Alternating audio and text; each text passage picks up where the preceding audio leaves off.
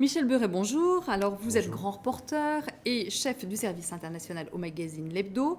Alors, est-ce que, selon vous, qui avez donc écrit La Chine-Afrique, un livre qui a été traduit en 10 langues, c'est dire la fascination pour ces relations entre la Chine et l'Afrique, est-ce qu'il s'agit d'un néocolonialisme à la chinoise? Moi, je pense que non. Pour l'instant, il est un peu tôt pour le dire parce que, si vous voulez, le colonialisme, ça renvoie à une période donnée et à un système donné. Il n'y a pas de la part des Chinois la volonté de contrôler l'État, de contrôler l'armée, de contrôler la police. Donc, de ce point de vue, l'ingérence, entre guillemets, ou la présence, pour dire les choses autrement, la présence des Chinois, elle est essentiellement économique, commerciale. Elle se joue aussi au niveau militaire de plus en plus, c'est vrai. Donc, il y a une évolution, mais à ce stade, on ne peut pas parler de néocolonialisme. Je ne pense pas. Alors, comment est-on arrivé à 100 milliards de dollars d'échanges? Eh bien, pour des raisons très simples, c'est que la Chine est un géant qui a faim, faim de matières premières pour nourrir sa croissance, et que ces matières premières, notamment les hydrocarbures, elle va les chercher là où elles sont. Alors, on Euh, parle souvent de pillage de l'Afrique. Est-ce qu'il s'agit de cela, selon vous? Parfois, c'est du pillage, oui. Parfois, il faut dire les choses, c'est du pillage, exactement comme dans l'ancien temps, hein, le temps colonial ou néocolonial, où on a exploité les ressources de manière indue.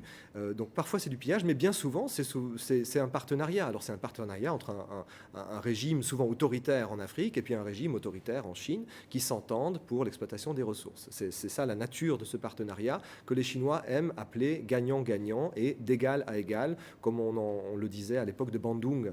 Vous savez, à l'époque de 1955, quoi, les non-alignés, etc. Et donc les deux, en fait, vivent une sorte de revival de ce qui ne s'est jamais vraiment produit comme ils l'auraient voulu aujourd'hui.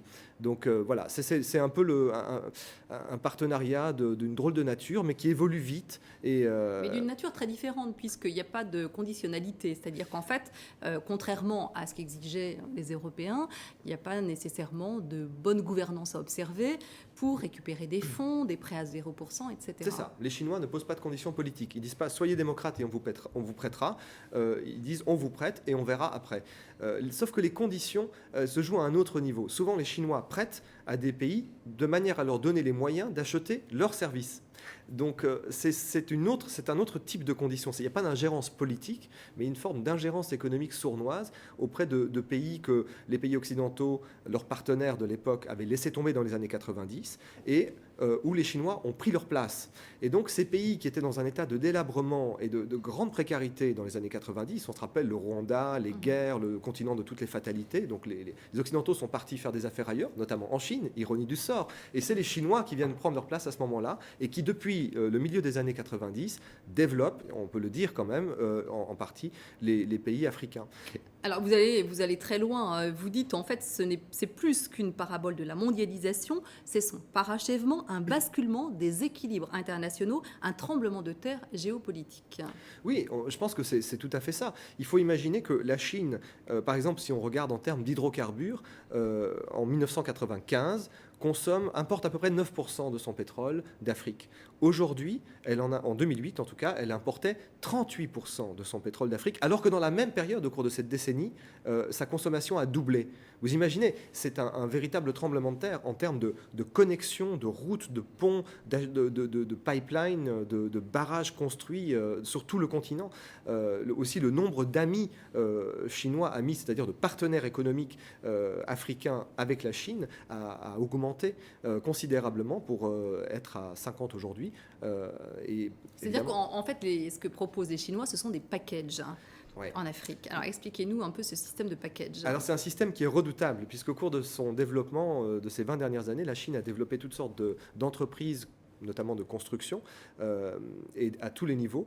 Et elle offre aux Chinois un service combiné. C'est-à-dire qu'elle dit, vous avez besoin d'un barrage, on aimerait bien remporter l'appel d'offres.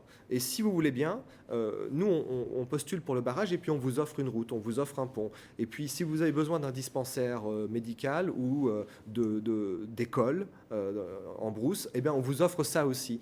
Il y a toutes sortes de possibilités de négocier avec les Chinois. Ce sont des paquets ficelés, en fait, qu'ils proposent. Et la surenchère est terrible. Et en vérité, les Occidentaux les perdent de plus en plus ces appels d'offres parce qu'ils n'ont pas les moyens d'offrir un service aussi compétitif, aussi bon marché, aussi rapide. Ouais, c'est vraiment du pragmatisme à tout crin. C'est du Ouais. pragmatisme à tout crin. Les Chinois disent, regardez comment on a fait, on a développé la Chine pendant 20 ans, vous êtes capable de faire la même chose avec notre aide. Les Occidentaux ne l'ont pas fait pendant des décennies, ce qui n'est pas faux. On est capable de faire mieux, on va vous montrer la voie. Alors, qui sont ces migrants qui s'installent en Afrique? En fait, ces migrants chinois qui s'installent sur le continent africain, est-ce qu'ils s'y installent de façon durable ou juste pour la durée des chantiers? Alors ça dépend qui. Il y a 3 types de migrants. Il y a les migrants qu'on connaît le plus, qu'on voit le plus aussi, ce sont les ouvriers qui arrivent par milliers. Il faut imaginer sur certains chantiers en Algérie par exemple, pour la construction d'une autoroute qui fait 1000 km, on a déplacé 12, 13 000, 14 000 ouvriers d'un coup. Ceux-là sont contractuels et entendent bien rentrer. Et puis vous avez les aventuriers, ceux qui depuis déjà assez longtemps parcourent l'Afrique pour s'installer dans le but de faire carrière, un peu comme les Occidentaux partaient aux États-Unis à l'époque, au 19e siècle. Far West, hein. C'est le nouveau Far West, exactement. Et ceux-là, ils entendent bien rester. Et ils font fortune, on les a vus. Notre livre parle de beaucoup d'entre eux qui ont fait fortune, qui ont fait carrière, qui ont gardé des liens avec la Chine et qui continuent d'alimenter une migration vers l'Afrique parce qu'ils ont besoin de main-d'œuvre pour développer des PME. On imagine toujours des géants, mais ils développent aussi les PME. Ils rattrapent des entreprises africaines en faillite, comme on a vu au Nigeria. Bref, vous avez des gens de toute nature en fait qui s'installent là-bas. Alors, comment ces deux peuples peuvent-ils s'entendre alors que ce sont des cultures tellement opposées? Eh bien, c'est vrai. C'est la question. D'ailleurs, Qui c'était ça. semblent opposées, Oui, dans vous tous avez les cas. raison. C'est ce qui nous a intrigués dès le début, quand on a commencé ce projet de livre, c'est de savoir comment ces gens communiquaient entre eux et qu'est-ce qu'ils avaient à partager. Eh bien, un des aspects qu'on a trouvé le plus intéressant, c'est d'observer que les Africains disent.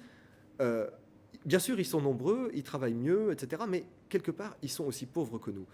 Vous avez des régions, c'est vrai, des régions où l'on émigre, comme le Sichuan ou le Fujian en Chine, où les gens partent et ils sont aussi pauvres que les gens qu'ils vont rencontrer en Afrique. Et les deux sont surpris de voir que ce n'est pas l'Eldorado pour les Chinois, pas toujours, et pour les Africains, de voir des Chinois arriver avec cette espèce de modestie et non pas cette morgue auquel ils ont l'habitude pour les peaux claires. Donc C'est-à-dire qu'il n'y a pas cette arrogance. il n'y a pas cette arrogance. Et puis il y a un sens de la famille, un sens aussi de se contenter de peu, de travailler dur. Alors bon, là, les Chinois concurrencent terriblement les Africains. Les Africains n'ont pas, il faut le dire, le même rythme de travail.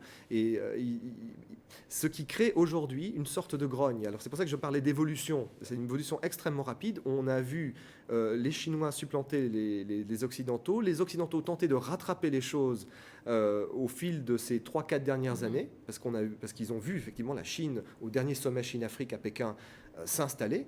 Et puis la crise est arrivée. La Chine aujourd'hui a des moyens considérables, elle a les moyens de rester, elle a les moyens d'investir, elle l'a dit à Sharm el-Sheikh, elle a 1500 milliards de réserves de change qu'elle peut investir et pour conserver son statut de leader en Afrique. Et c'est pour ça qu'elle reste.